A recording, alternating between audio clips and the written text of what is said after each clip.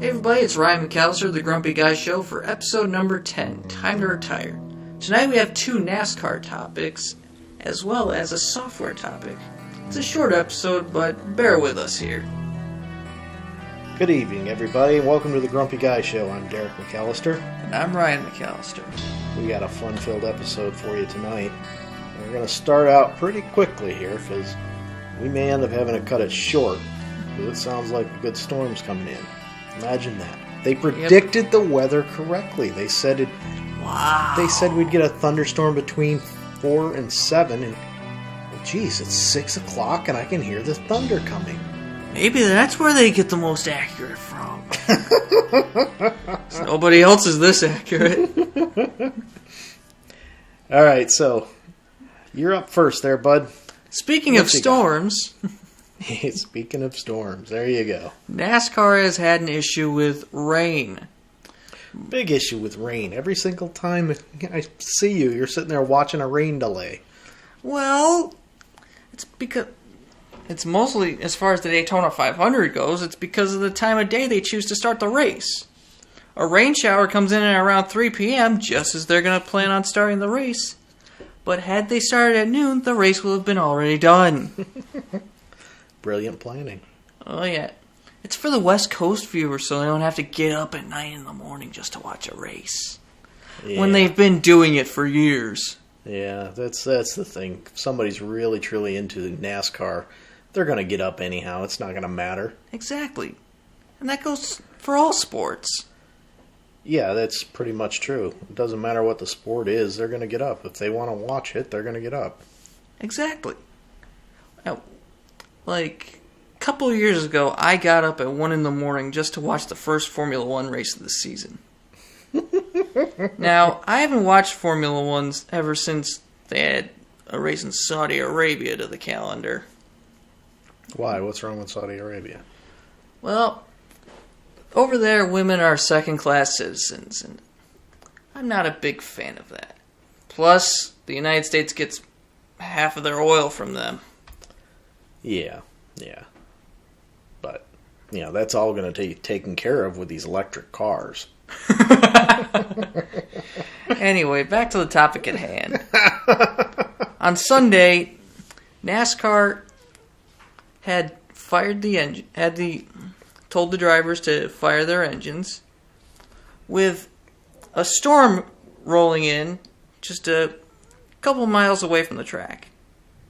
Heck, even spotters were reporting mist just as the engines were fired. And NASCAR decided to go green anyway. And guess what happened on lap number 8? They ended the race. No. That goes against their policy anyway. So what happened on lap 8, it started raining, they didn't throw the caution, and race leader Kyle Busch, as well as his teammate, second place driver Martin Truex, ended up both crashing. Bummer. Yeah. And that's when they throw the yellow. Well, that's a good reason to throw the yellow. They crashed. Yeah. But they should have thrown the yellow before because it was raining. They don't have rain tires on ovals. Yeah, well, that goes right back to my whole thing as far as, baseball. I mean, come on. It's an outdoor sport. You gotta play in the rain. I get it. I don't get it. It's part of driving. They're supposed to be, NASCAR is supposed to be about their abilities. They have slick tires. Change the tires. They have it on road courses, but they don't work the same on ovals. Oval rain tires have been in the development stages just recently, but it only can work on flat tracks. Yeah, you see, just because of if you run on rain tires on high banking tracks like Daytona and Talladega, you're going to have even bigger wrecks than you already have.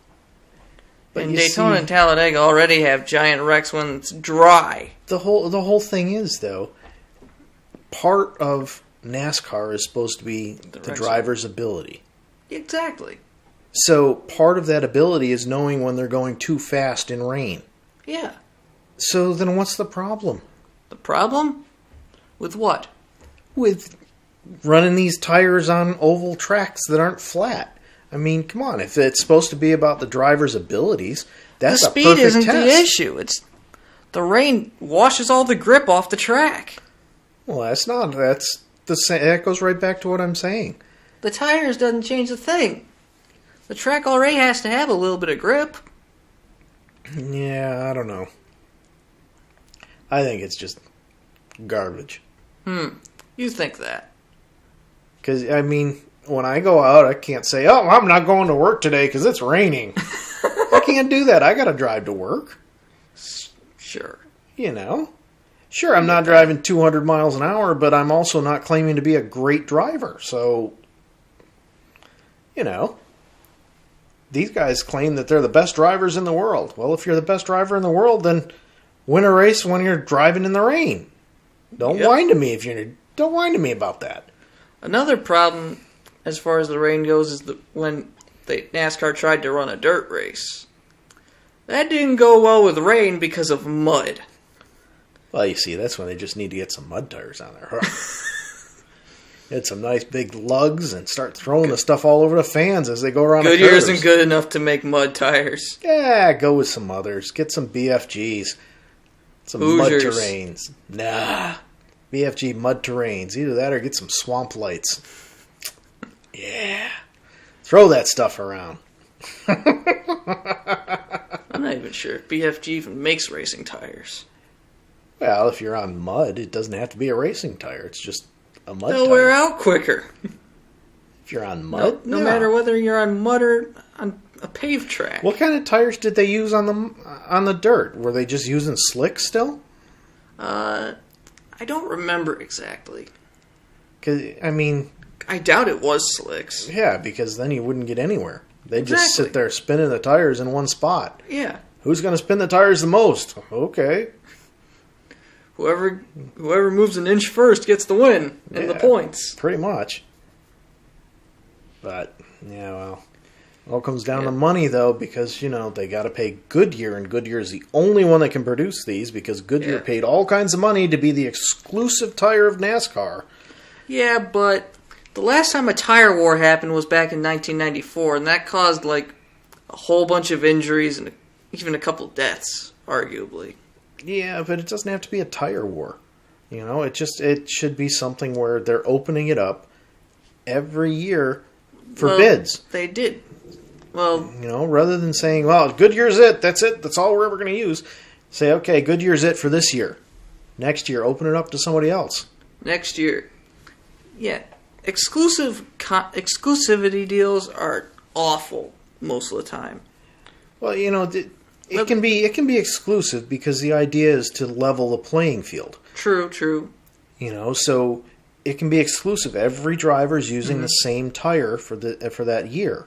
I agree on that. But, you know, making it exclusive to Goodyear, it's not helping anybody. Have it be Goodyear. A 1 or 2 year deal, not have it like 5 years. Like the deal actually ends after 2023, I believe, for Goodyear.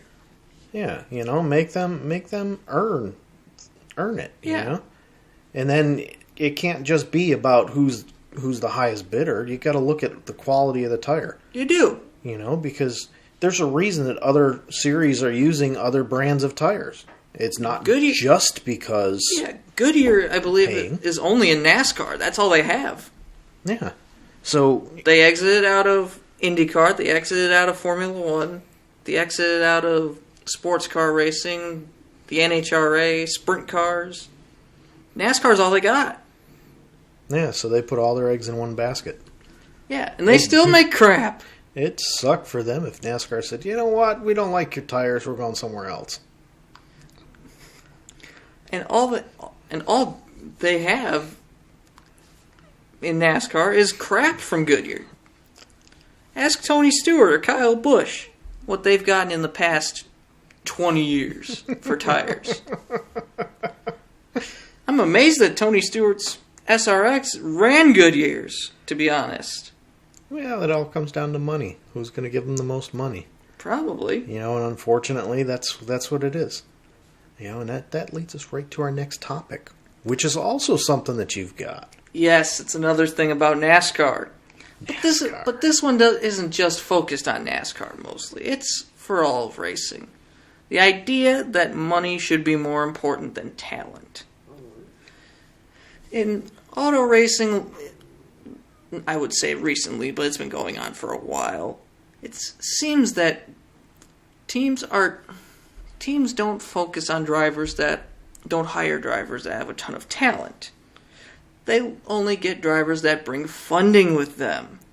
Well, yeah, that's what a lot of people said about Dale Jr. They said he wasn't the greatest, he just had the biggest following.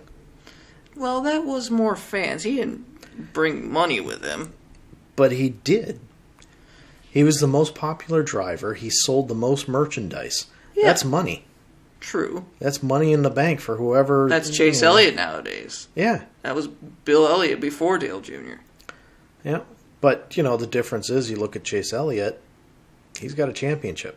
He does. And Bill Elliott had a championship too. And Chase has only been in there for how long? 4 years-ish? 5? And how long was Junior in there and never got a championship? Too long. Exactly. And so that fact hurts, if I'll be honest. As a Junior fan, it hurts. Yeah. But, that goes right back to your point of it's about money. To all those Denny Hamlin fans out there, I feel your pain. Junior never won a championship. No.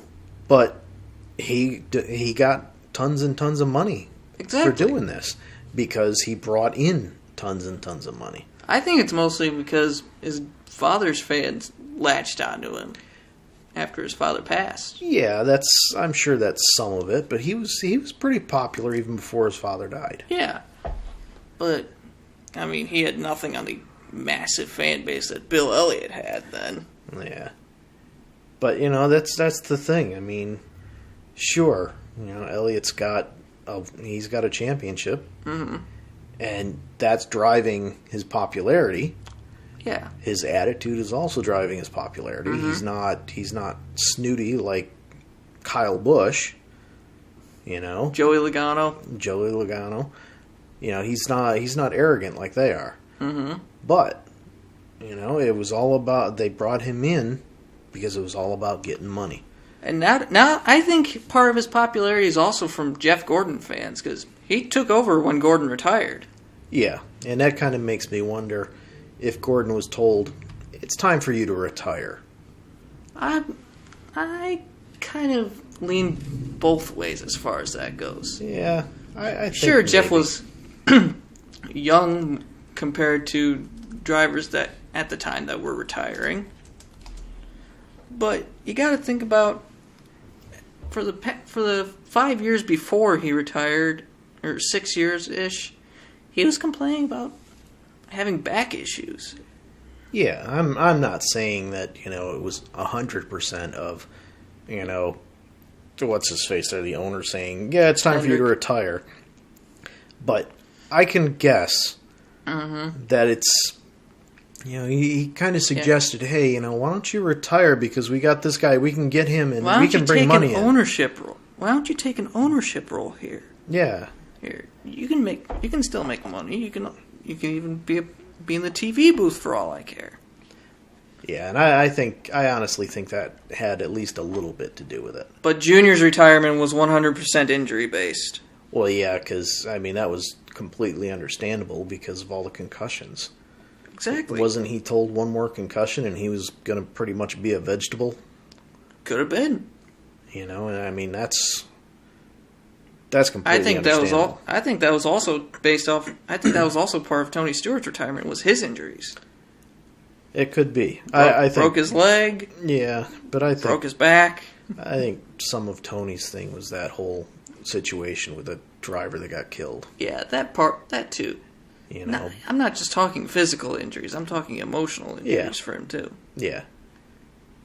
So that was, I think there's a lot to it, but I think with Jeff Gordon it might have been, hey, it's time for you to step aside. Yeah. You won stuff for us. I think that was 100% the reason why Matt Kenseth lost his ride at Gibbs. Yeah. Because hey, we got another guy down here waiting. It's time to go.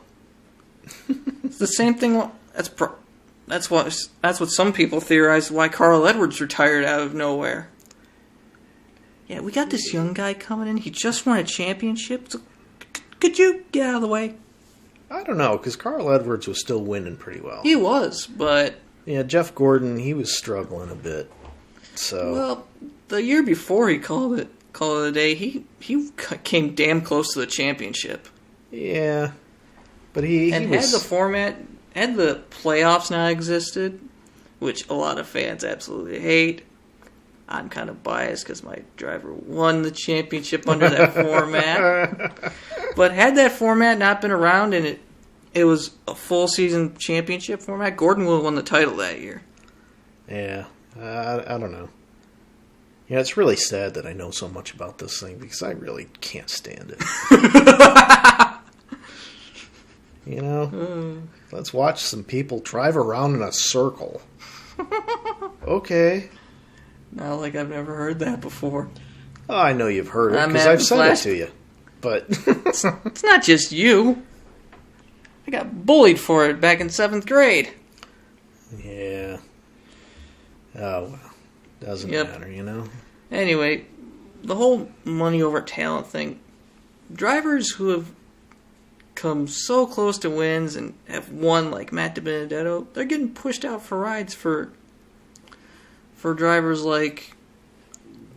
Not that Riley Herbst is replacing him, but Riley Herbst, who's done nothing in that car that he's in right now in the Xfinity Series. The car he's driving now won 9 races last year. 9 races. And what does he have now? Nothing.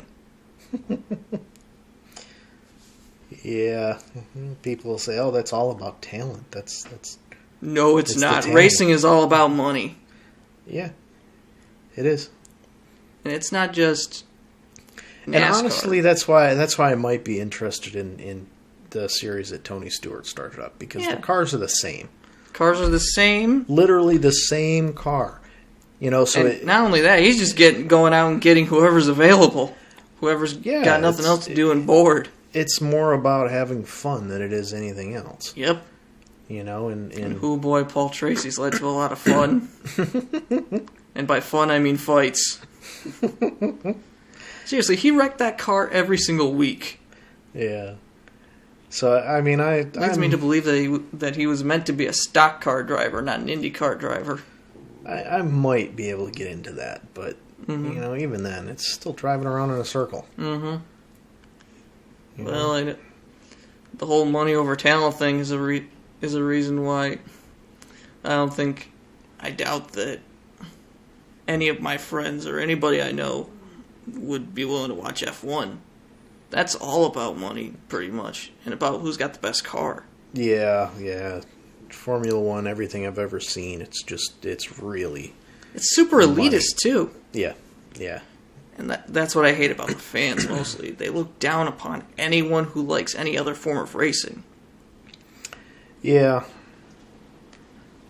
But, you know, what can you do? Elitism is terrible. Yeah. So we're going to switch things up a little bit, because it's getting dark out, folks. And the rain is coming. And I've ran out of breath. So we're going to switch things up, and actually we're going to switch things up in the order that we have stuff here. Okay. So one of the topics that I brought up is SaaS. What's that? Software as a service. Huh. So everybody's heard of Windows, and most people have used Windows. Most people. And, you know, it's popular. It made Bill Gates billions of dollars. Billions that he's still trying to give away. You know, so...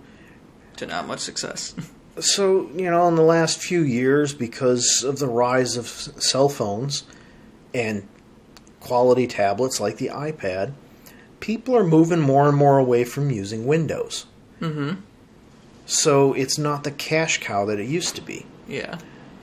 Well, a few years ago, they decided, okay, well, Windows isn't going to be the cash cow that it was.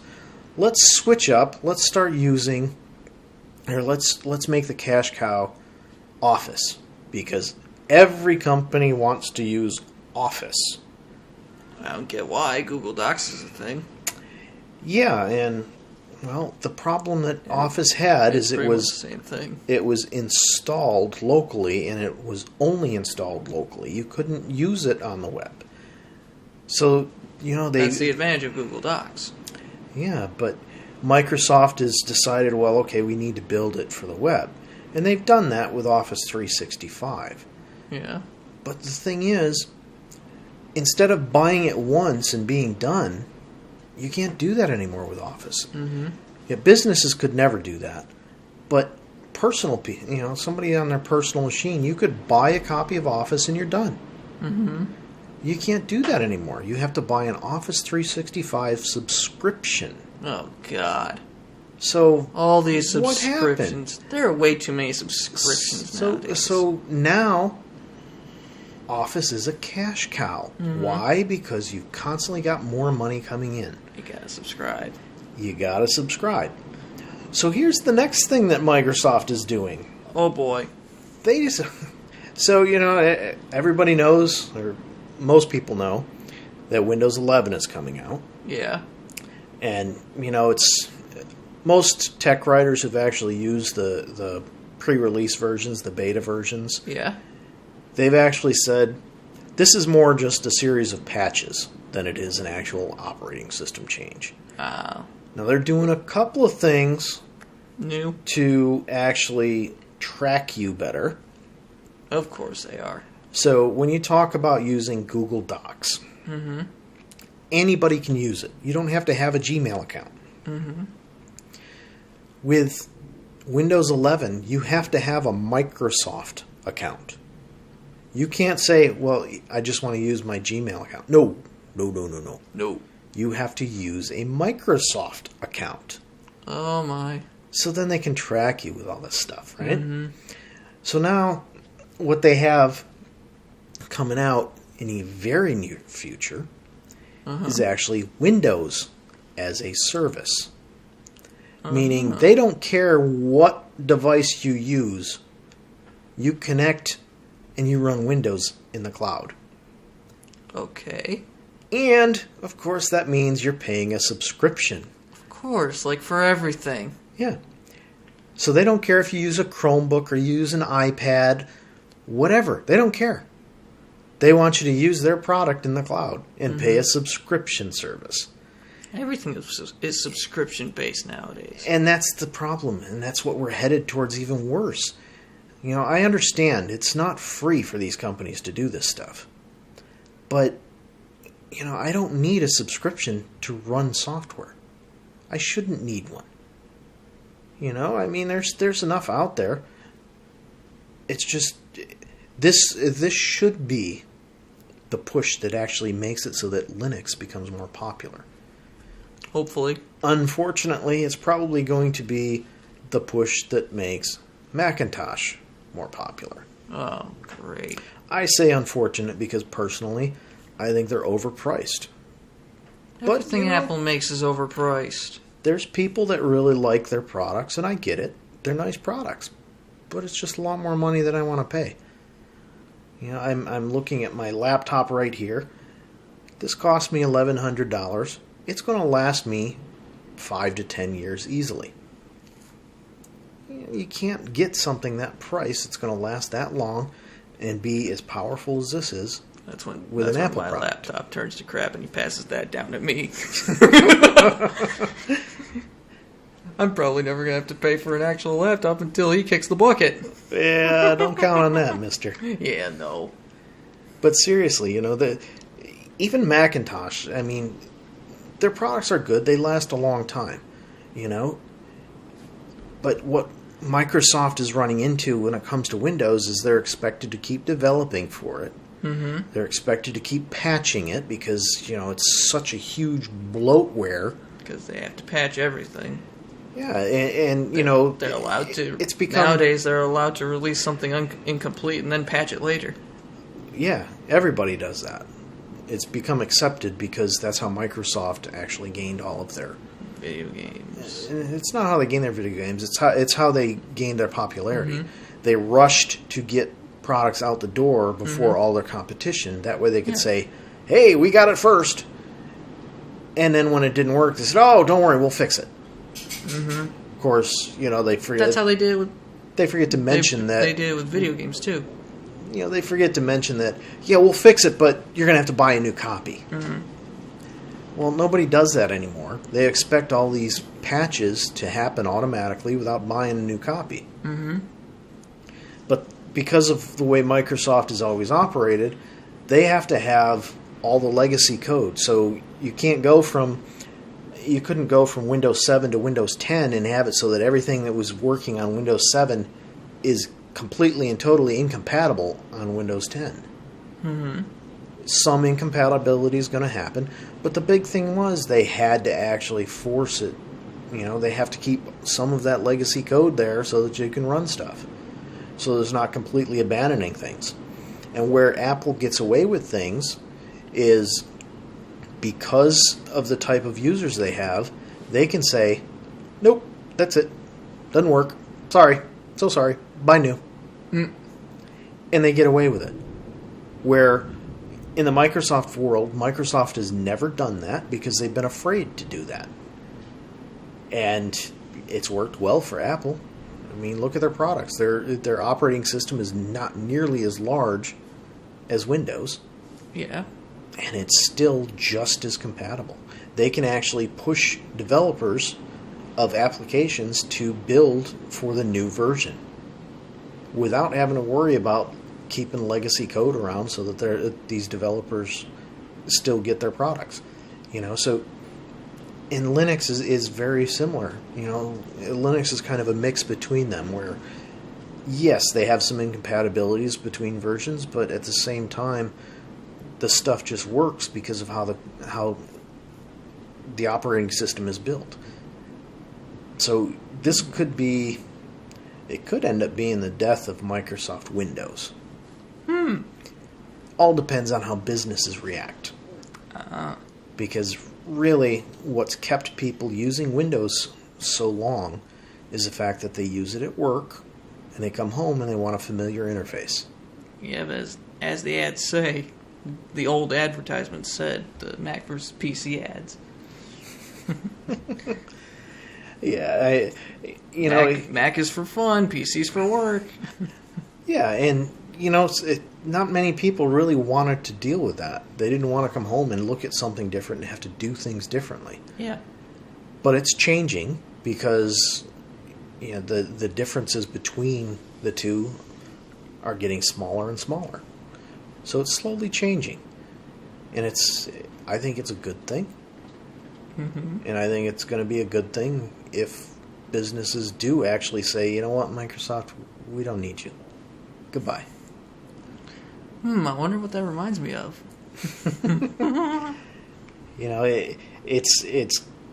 It's going to be interesting the next few years to see what happens.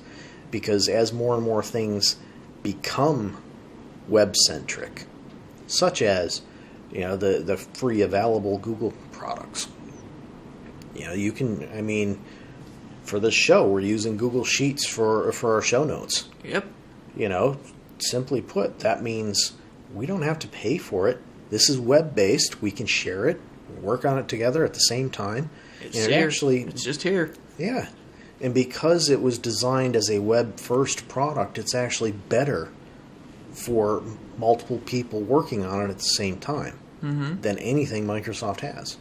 Yeah. So, it's going to be interesting to see what happens, because as more and more things get so that they're web-based, it means it doesn't matter what operating system you're using to run it. All that matters is you can get onto the web. So it's going to be interesting. It's going to be very expensive for businesses. Of course it is. More expensive than what it has been in the past. Because in the past it was, just not quite a flat fee, but, you have this many users, you pay for this many licenses. Where now it's, you pay for the user, and then when that user goes, you've got to pay for a different user. So it's not like you have, okay, we paid for this many licenses for the year. No, it's, oh, you have 10,000 users today. Tomorrow you have 9,099. Okay. But then the day after that you have 10,001. Well, you got to pay us for those extra 2 users. Mm-hmm. Instead of just paying for 1 extra user. Ah. So it increases the cost. And it's going to be really interesting because Microsoft is still going to charge businesses for Windows that run on laptops. Because it's not like for your laptop. If you wanted to install Windows, you just go buy a copy of Windows and install it. Yeah. A business, they have to pay a yearly fee per laptop that it's installed on. I wouldn't install Windows on this because it doesn't have a disk drive, which is the only reason why I want to install Windows is for those old games that I want to play. Yeah, the problem is some of those games can't handle the speed of that laptop. Yeah. That's the problem that I had. I tried playing some games that I got back in the early 90s because they were really cool. But when I tried playing it, the game wasn't designed for a processor that's that fast. And it crashed because it was going too fast. So we gotta find something old school. Yeah, maybe. But, at any rate, hopefully still works. It's going to be interesting to see what businesses do. Mm-hmm. But, well, folks, storms are starting to get a little worse, as you might be able to hear in the background. So, I think we're going to end up calling it a night with just 3 topics. So, good night. See ya.